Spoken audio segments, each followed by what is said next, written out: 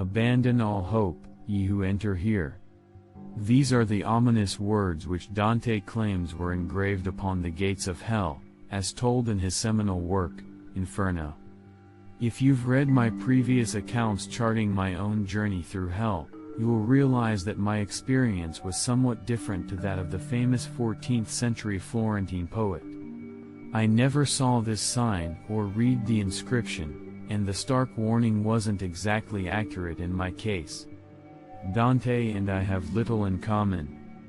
We both were unfortunate enough to find ourselves trapped in hell and needed to be guided through all 9 circles in order to escape. That's where the similarities end, however. By most accounts, Dante was a respected figure, a famed poet and righteous man. None of these descriptions apply to me. After hearing my story, you'll realize that I didn't have a good start in life. My childhood was chaotic and early tragedies nearly broke me, resulting in my descent into violent crime.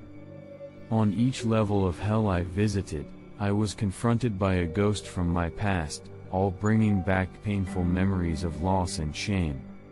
It's debatable whether I was to blame for some of the tragedies during my childhood, particularly given the lack of any responsible adult role models in my early years.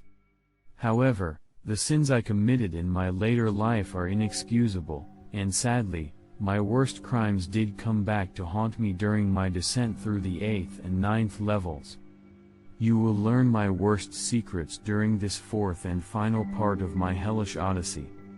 You may well judge me, and I won't blame you. Perhaps I did deserve to suffer the fates of the damned and share the suffering I was forced to witness. And, when the devil taunted me on level 7, I'll confess that I did just about lose all hope. The protection offered by my enigmatic guide had faded and now I was at Satan's mercy. I felt certain there would be a final confrontation once we reached the lowest circle of hell, and we would surely lose. But my bleak assessment wasn't entirely accurate. There is always a glimmer of hope, even in the darkest corners of the underworld. And I am one of the lucky ones who got a second chance. I may not be fully redeemed in the eyes of God, but at least I've been granted the opportunity to make amends, and there will be a meaning to my eternal existence that was so lacking in my mortal life. But I'm getting ahead of myself. Let me begin where I left off, at the end of level 7.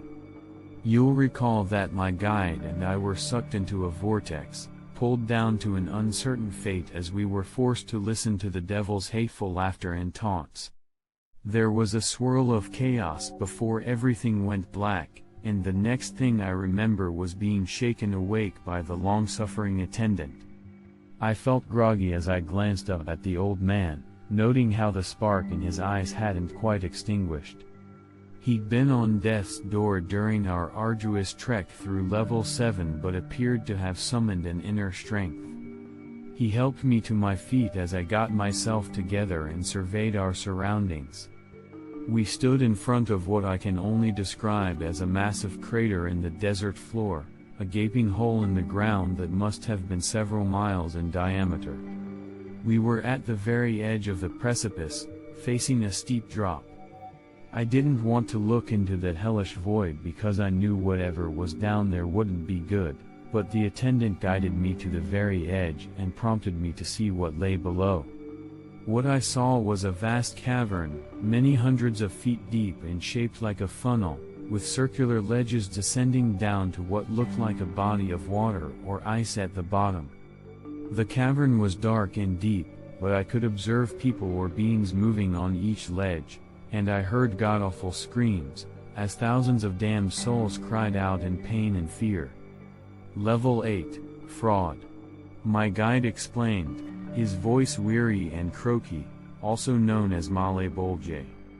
It consists of 10 bulges or ditches, each holding a separate class of sinner and administering a unique form of punishment. As the very bottom is level 9, our final destination. I shuddered as I tried to come to terms with what I'd been told. We'd come so far but still had a huge distance to cover, and I feared our destination was a hellscape beyond my worst nightmares. "How do we get down there?" I asked, part of me not wishing to know the answer. "Alas, we must climb down through each of the 10 ledges." The attendant answered solemnly, "There were once bridges and walkways one could use, but these were destroyed long ago. The deeper one descends into hell, the greater the decay and desolation." To my surprise, the attendant reached into his jacket and withdrew what looked like an oil lantern, using it to illuminate the ground ahead of us. He then descended into the darkness, finding a rough and narrow pathway cut into the side of the cavern. I followed in his wake, watching my step carefully and praying I would not fall.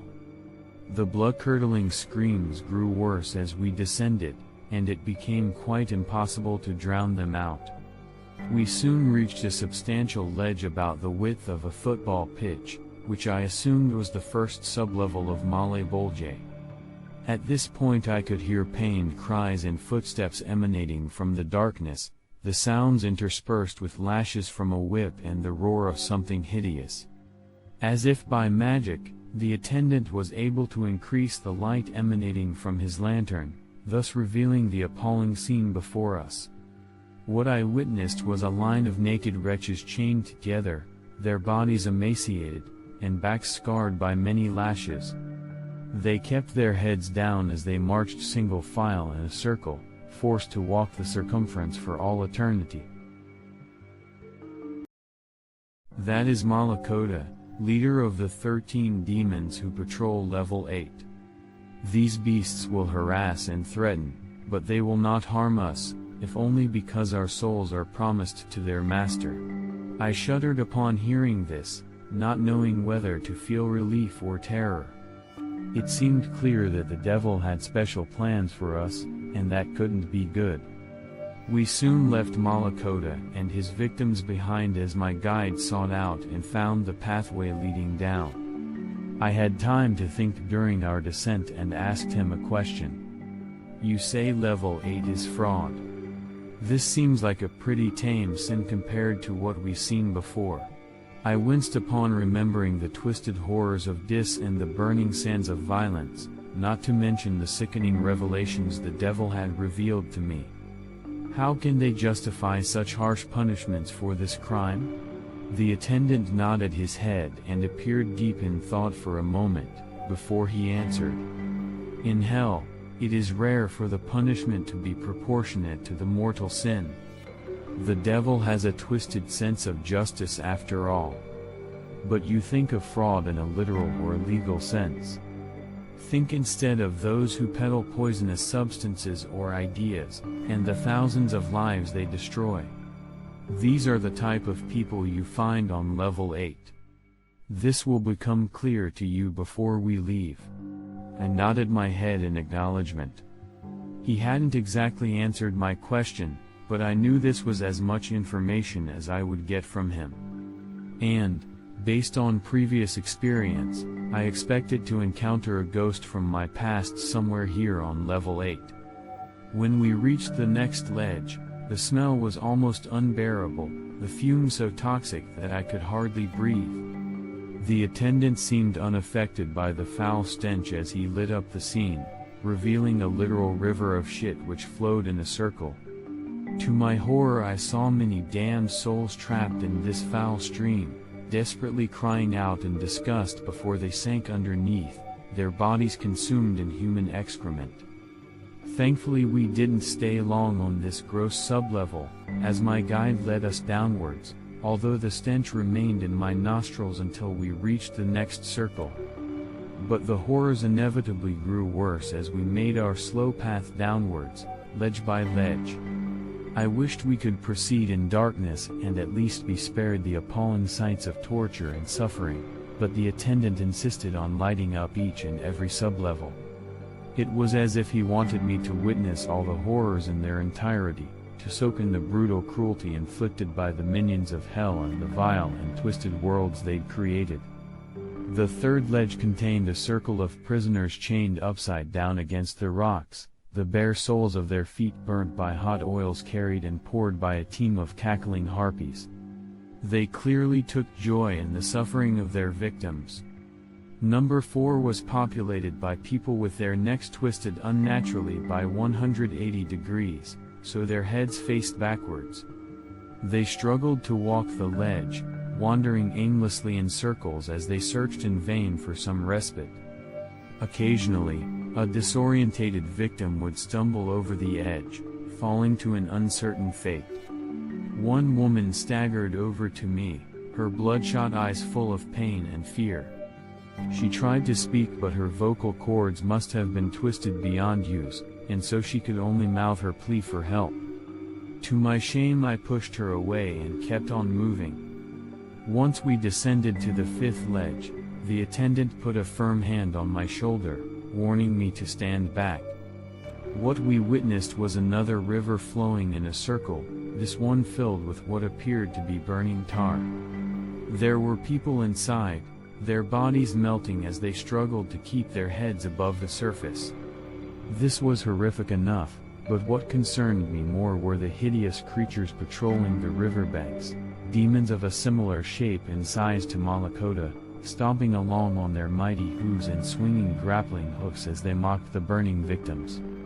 Somehow, one of the damned made it to the shoreline and climbed out from the tar, but he didn't make it far, soon being set upon by a trio of ravenous demons.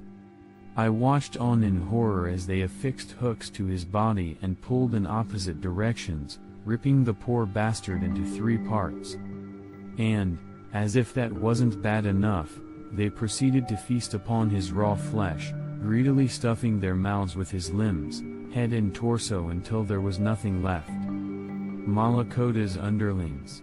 The attendant explained dispassionately, they are under orders not to harm us, but sometimes their enthusiasm gets the better of them. We should leave before we draw too much attention. Yep, I agreed, not wishing to witness any more of this sickening spectacle. But of course, it only got worse.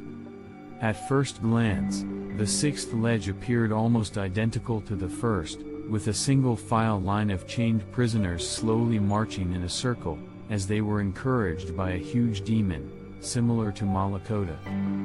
But, on closer inspection, I spotted several differences in how the damned were punished.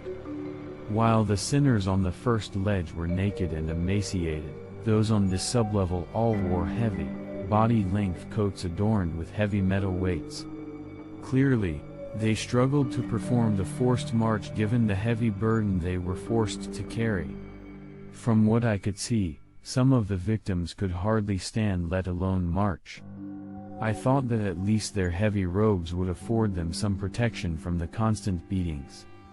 But then I realized something. The demon overseeing this ledge wasn't armed with a whip but rather a long metal pole. I wondered what function this implement was used for, but I soon found out. When a prisoner faltered, the demon struck out with the pole, and a surge of electricity shot through it, operating much like a cattle prod. The weights proved to be the perfect conductor for the electrical current, and the victim yelped out in agony as the electricity shot through him.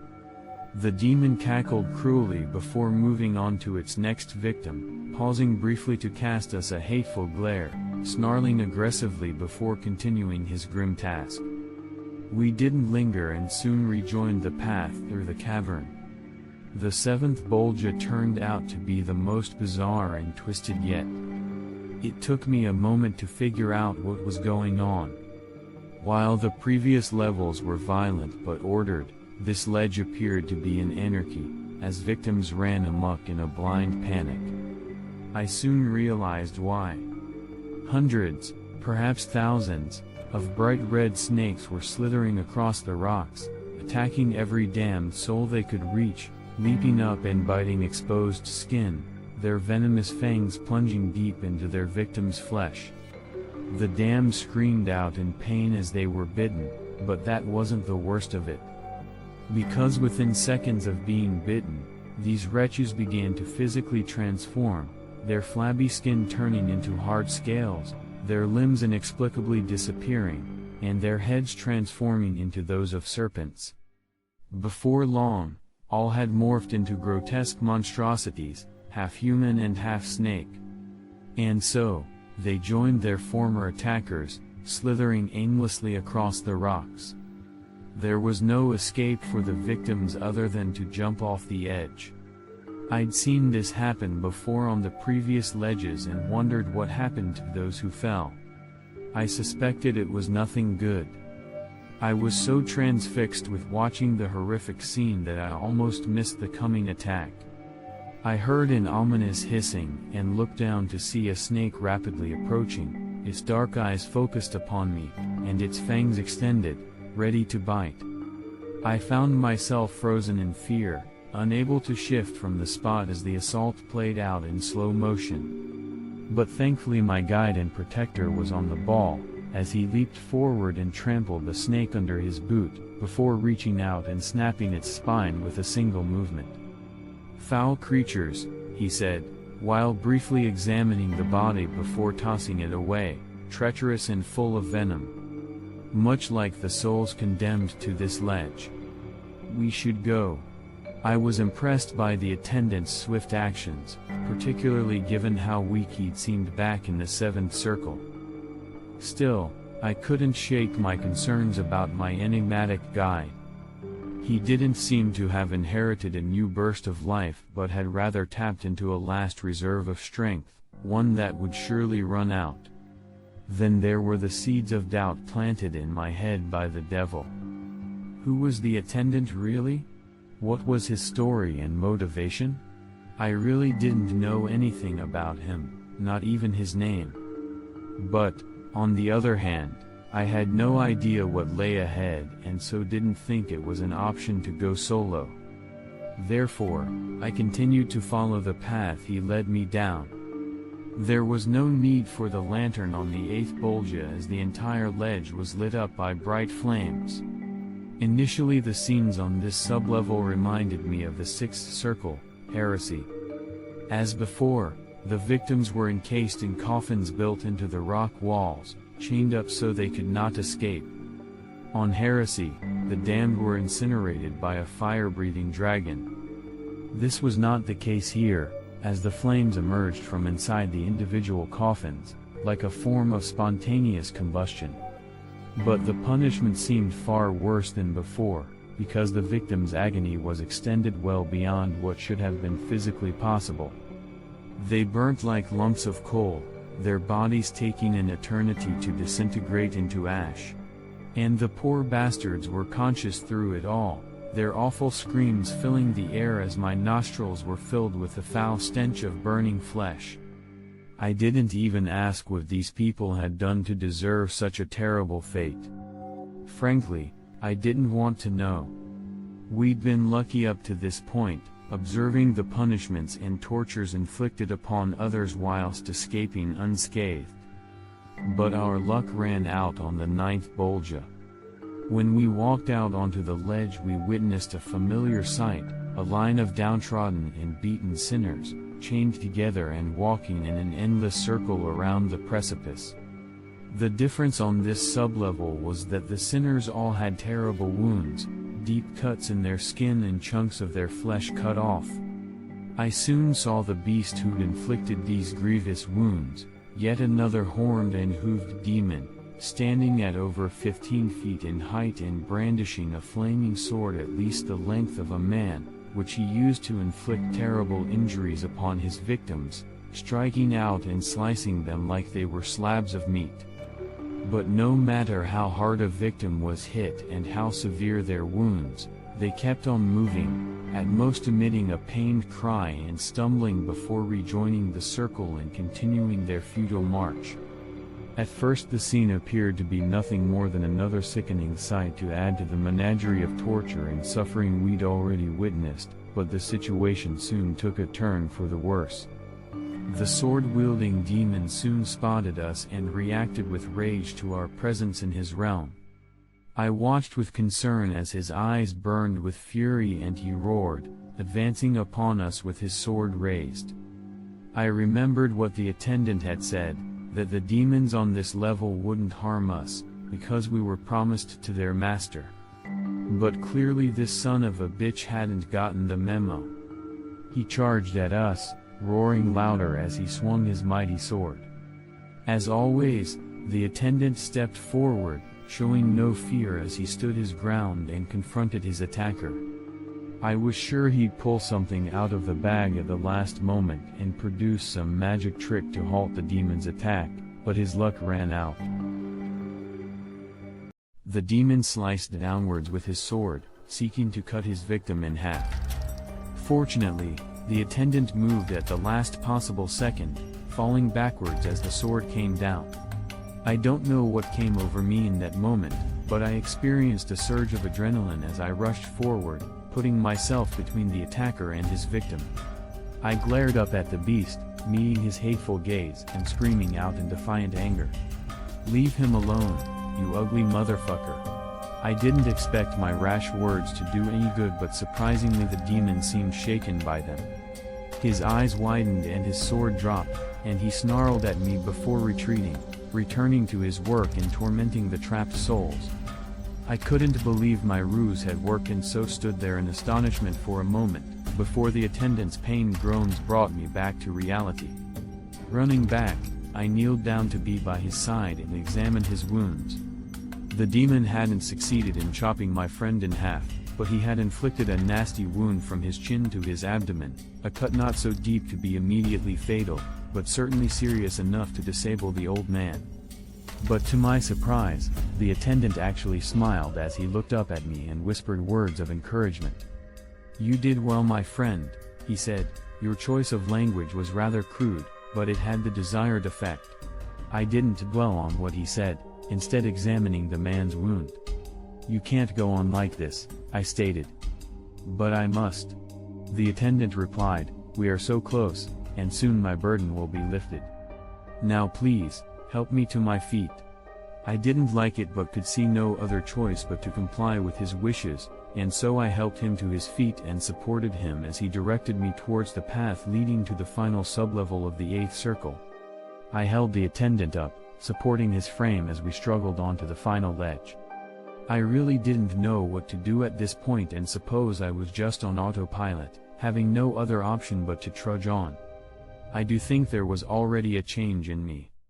The old me might well have abandoned the wounded attendant as a burden, but I didn't even consider this. The old man had taken me so far and I felt obligated to help him through to the end. The last ledge didn't appear to contain any vengeful demons to torment and abuse its victims, but only because this wasn't necessary. All of the damned on his sublevel appeared to be suffering from a wasting disease, as their naked bodies were covered with unsightly sores and lesions. They struggled to stand or walk the rocks as the mysterious disease slowly ate away at their flesh, and they rotted from the inside out. In many ways, this sight of thousands of afflicted souls was the worst yet, and the smell was also terrible. We walked through the suffering masses for a time before I suddenly stopped, seeing a face I recognized that was staring fearfully back at me. I was so shocked by his appearance that I inadvertently allowed the attendant's frail body to fall to the rocks, as I stumbled to confront an old enemy. Now, observant readers will notice how this is the first familiar soul I have mentioned encountering on level 8. However, there may have been others on the sub-levels above. There were times during our hellish descent through the ledges when I thought I recognized a face in the crowd. It's very possible that there were damned souls on each and every sublevel that I'd known in my life. I'd encountered so many nasty pieces of work during my long association with the criminal underworld. Nevertheless, none of these brief encounters stood out, not until I reached this final bolgia and found Zach. This was an individual I was very familiar with, because I was the one who'd ended his life. Let me explain. You'll remember that my drug-addicted mother died of an overdose and I was the one who found her body. Well, that wasn't quite the end of the story.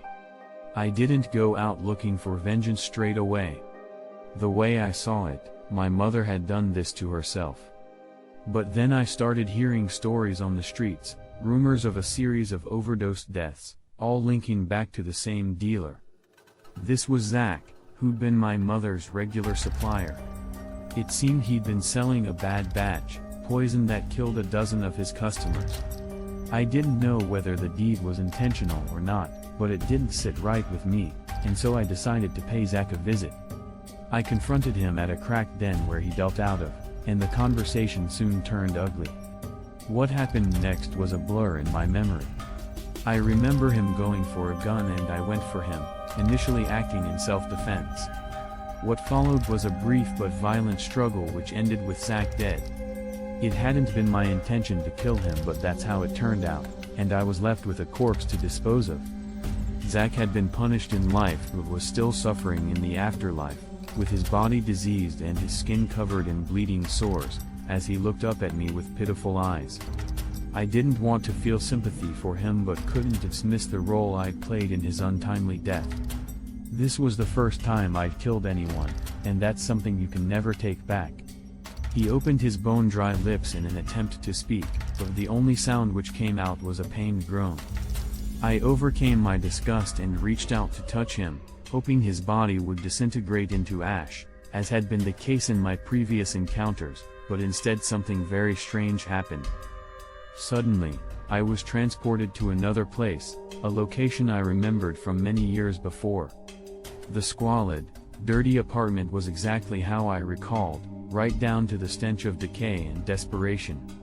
I was in my body but didn't have control of it, instead merely playing out actions as if I were on autopilot. Zach was there, of course. His reaction upon seeing me was one of fear and panic, as he ran back into the apartment to retrieve a pistol. Angelo's organization controlled everything, including gambling, extortion, drugs and prostitution.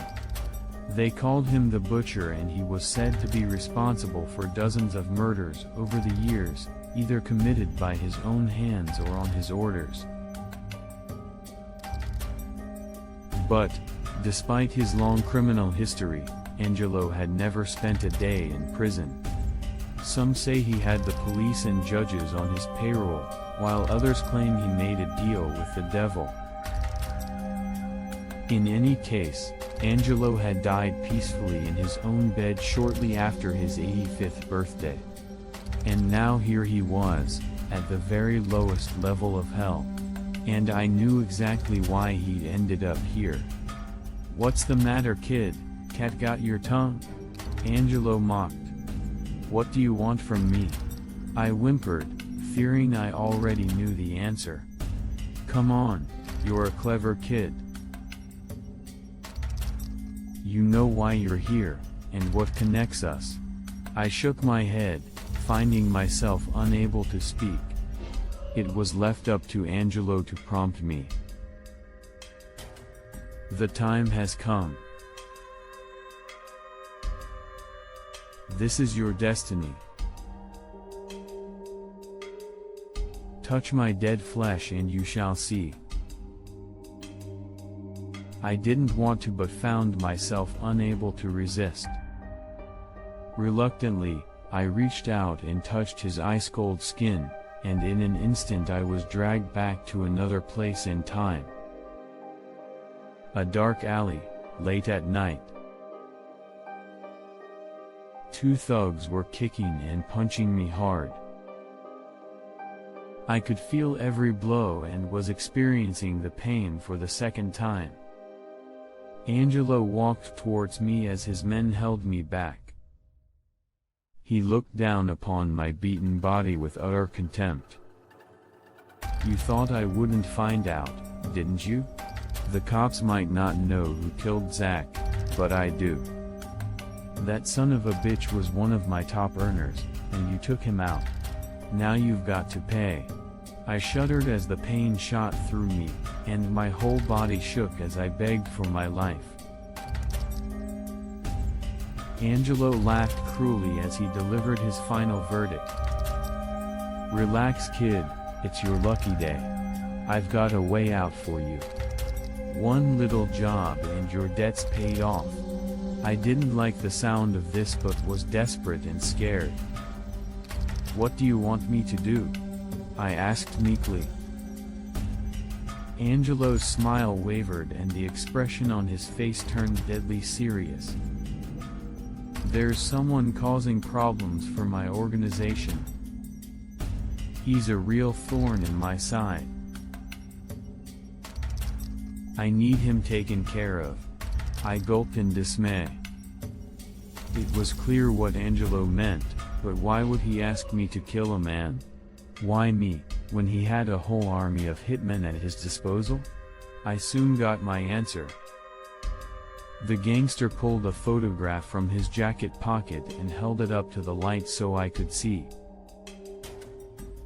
"You recognize him?" he asked. I nodded my head in the affirmative, so shocked I couldn't speak. The man in the picture was Angelo's brother. He wanted his own flesh and blood dead and had blackmailed me into doing the hit. Suddenly I was pushed forward in time, as I stormed into a seedy drinking den with a machine pistol in hand. My target was sat at the bar, inebriated after a night of heavy drinking. His bodyguard sat beside him and was more alert, going for his gun as soon as he saw me. But I had the drop on them both, firing my weapon on automatic and pumping both men full of rounds, watching in shocked awe as the bullets cut them to shreds. Their bodies fell to the blood-stained floor like lifeless ragdolls, their eyes dead and mouths wide open, as if they were screaming all the way to hell. I paused for a second, surveying my grim handiwork, but then I saw her. A young barmaid, perhaps in her early 20s, blonde-haired and blue-eyed, her face frozen in shock and terror. I met her gaze and realized what I had to do. She'd seen my face and there could be no witnesses. I recall the girl pleading for her life as I re-aimed my gun, and the sick feeling I had with my finger poised on the trigger. I wanted so badly to stop this horrific reenactment and scream in the young me's ear, telling him not to do this. But of course, I couldn't. The deed was already done, and I couldn't turn back the clock. I pulled the trigger, ending her life with a barrage of bullets. My flashback ended, and I found myself back on level 9, looking down on Angelo's frozen body. I don't know which of my emotions was strongest, the shame or the rage. "You killed my brother," Angelo said in an accusatory tone. "You gave me no choice," I exclaimed angrily. "Like hell I didn't," Angelo shot back. "There is always a choice. You took the coward's way, taking the lives of others to save your own skin." I lowered my head, realizing he was right. But still, this man was a monster. He'd killed dozens during his criminal career, and ruined scores of lives. Why should he get away with it? I looked back to the attendant, seeing he was lying on the ice, nursing his wound as his wrinkled skin turned blue. He spoke just 2 words, but their meaning was clear: "Finish it." I nodded my head and turned back towards Angelo, my heart filling with rage as years of pent-up anger was let loose. In the absence of any weapons, I kicked out with my boot, stomping on his head with all my might. I didn't know what would happen but experienced a grim satisfaction when his body broke like glass, shattering into 1,000 pieces. The relief I felt in that moment was immense. It was like a huge weight had been lifted from my weary shoulders. But my victory was short-lived, as within seconds all the fury of hell was let loose. First, the ground beneath our feet started to shake, making it nearly impossible to stay on my feet. And then, I heard the ominous sound of cracking ice, experiencing a fresh terror at the prospect of falling through to the deadly cold water below. I saw an explosion of ice a few hundred yards in front of me and watched on in horror as a huge beast emerged from beneath, unveiling a vast pair of wings as it flew high above our heads. The monster had a wingspan of at least 40 foot and appeared in the guise of a giant harpy, complete with clawed hands and feet, and fangs as sharp as steak knives. This was no ordinary winged demon, however. I could tell from his burning, soul-crushing eyes and the sadistic cackle he emitted as he flew. It was the devil in a new form, here for our final confrontation in the heart of his vile kingdom. I moved instinctively, diving and tackling him to the ground before he reached the gun. A desperate struggle followed, but I soon triumphed, pinning Zack down on the filthy floor with my hands wrapped around his throat. I didn't want to repeat my past mistake, and would have done anything to stop the savage attack, but I no longer had control and could only watch as my rough hands applied immense pressure against Zack's throat, slowly strangling the life out of him until he stopped breathing and the light behind his eyes extinguished. Next came a moment of panic as I realized what I had done, but soon I formulated a plan, dragging Zack's limp body into the bathtub and using a hacksaw to chop him up into pieces which were easier to dispose of. When the foul deed was done, I found myself transported back to the 8th circle, my hands covered in blood as I looked down upon Zack's dismembered corpse. To my horror, I saw his decapitated head sitting upon a bloodstained rock and noted how his eyes continued to blink and his mouth opened and closed, as he made a futile attempt to speak. I turned away in disgust and shame, only to find myself confronted by our nemesis, the devil, once again taking on a vaguely human form, as he glared down on me with malicious and almost lustful eyes. "This is the moment when I knew I had you," he exclaimed gleefully, "the point of no return. You lost your soul the moment you throttled that bastard, condemning yourself to an eternity in my kingdom." I lowered my head as tears welled up in my eyes. Surely he was correct. But the attendant still had something to say. "You've jumped the gun, Lucifer," he proclaimed. "This isn't over, and you haven't won yet." The devil laughed sarcastically before he replied, "Yes indeed, my old friend. Traditions are important and the rules must be followed. Still one level to go. I shall wait a little longer to claim my prize. Gentlemen, I look forward to seeing you both real soon, on level 9. With that, the devil suddenly vanished, and an elevator appeared in his place. There was only one place left to go, down to meet my destiny. A lot of emotions went through my head during that short descent down to the final level. Fear, anger, shame, with also a strange feeling of calm resignation. I had a good idea of what awaited me in the 9th circle. Zack was the first person I'd killed, but not the last. There was a worse crime from my past that would surely be revealed. And then I would be at the devil's mercy. I looked to my stricken guide as he bled inside the lift, his face turning pale as his life force slowly drained away.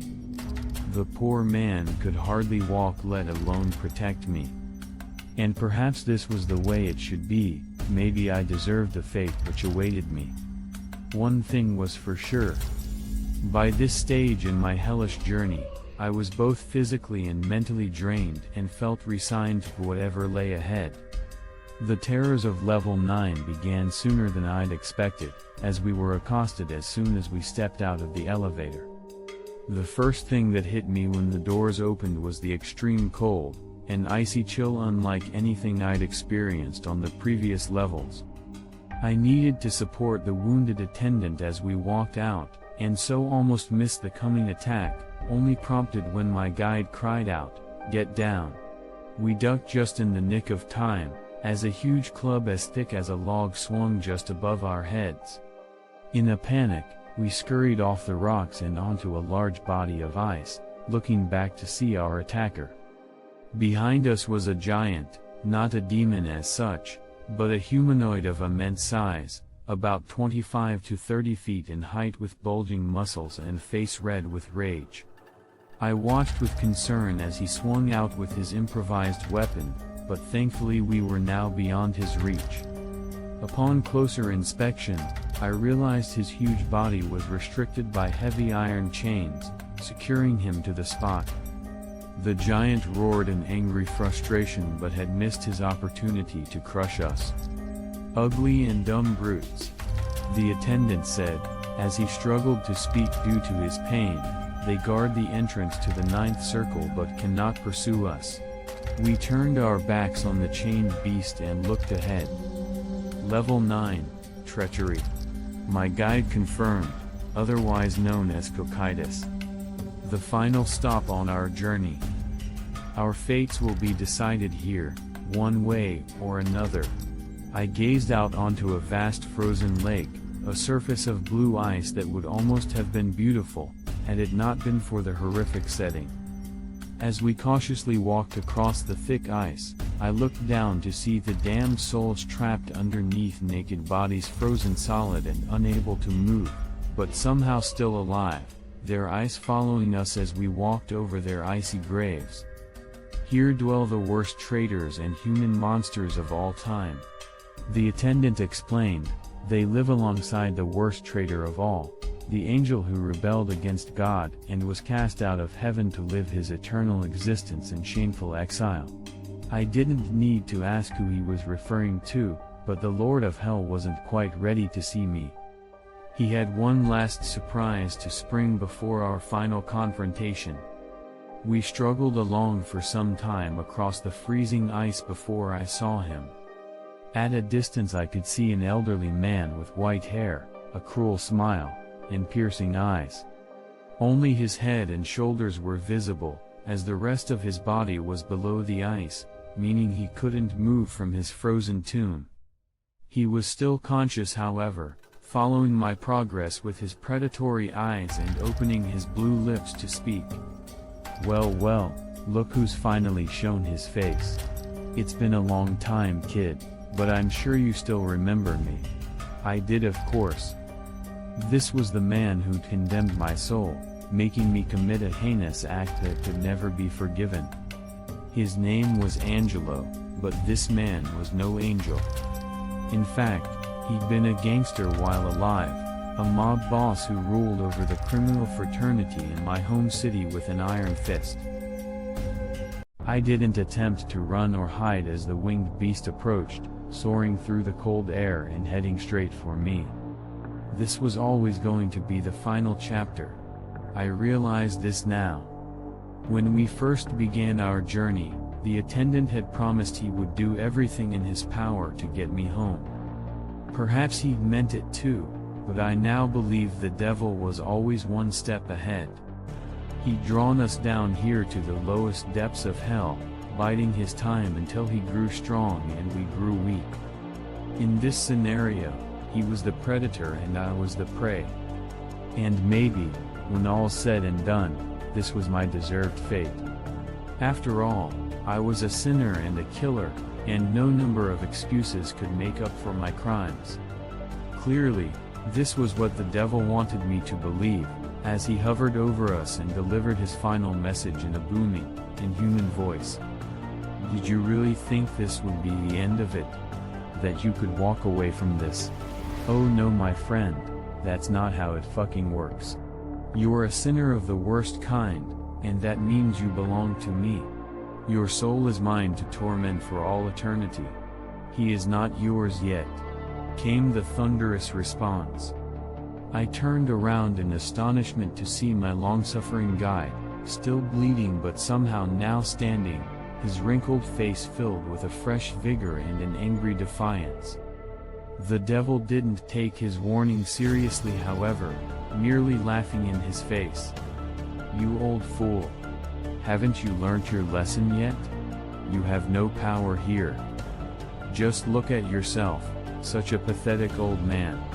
I shall deal with you first before taking possession of my prize." With that he dived down in attack mode, gunning for the attendant.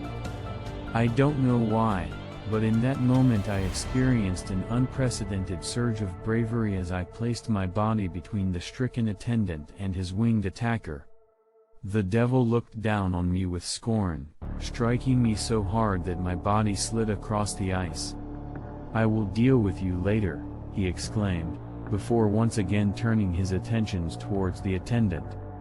I lay on the ice, still winded from the blow and unable to intervene as Satan swooped down and grabbed hold of my guide with his sharp claws, digging them into his vulnerable flesh as he ascended. I saw him glare into the attendant's eyes, savoring his enemy's suffering before he delivered the killer blow. But just as it seemed that all hope was lost, something extraordinary occurred.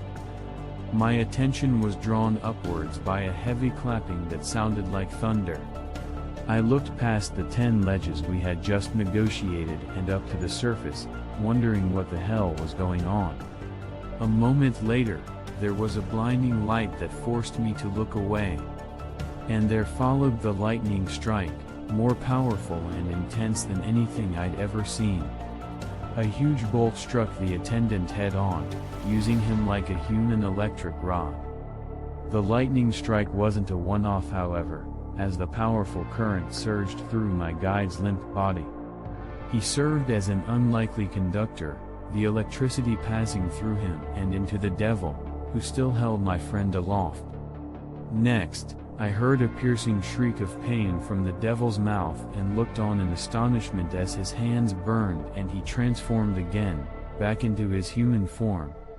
With that, Satan continued to scream, I guess from a combination of pain and humiliation, and he beat a hasty retreat, running back across the ice and leaping into the hole from which he'd emerged, diving into the frozen depths as he made good his escape. I was left flabbergasted by this sudden turn of events, but soon recovered enough to run to the attendant's aid, finding him lying on the ice where the devil had dropped him. As I approached, I saw my friend was in a bad way, his frail body broken and his spirit nearly extinguished.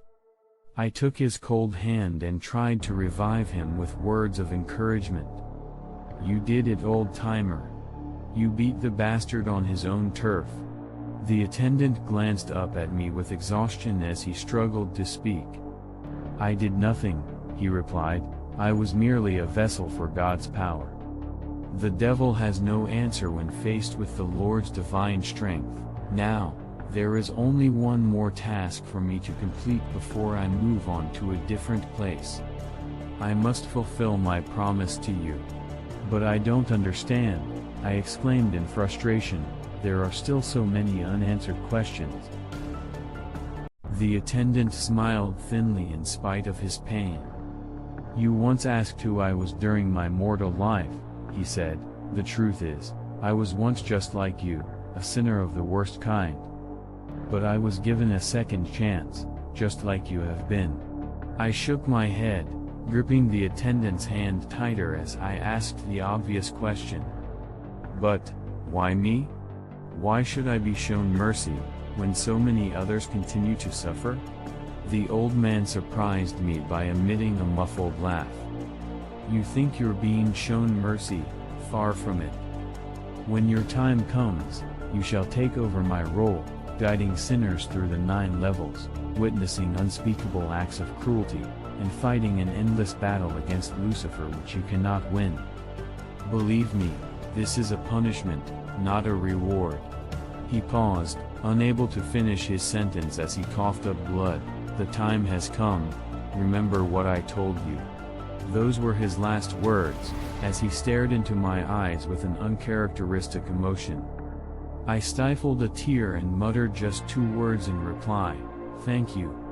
There followed a bright light which blinded me, and I came to in the back of an ambulance, with a paramedic applying a defibrillator to my chest.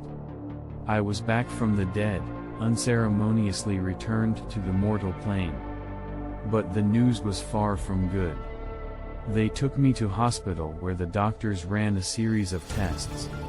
My MRI scan showed that I have an inoperable brain tumor, and they've given me 6 months to live.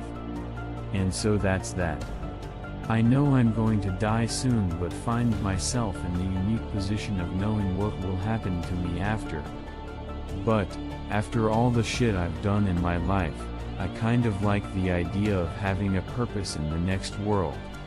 I want to help lost souls find their way, just like the attendant did for me. So, why am I telling you all this? Well, if you've led a sinful life like mine, there's a good chance you'll find yourself on the wrong side of the afterlife. And, if you encounter an inexplicable elevator manned by a mysterious attendant, make sure you do what he says, because your immortal soul could well depend on it. I'll see you in hell, my friends.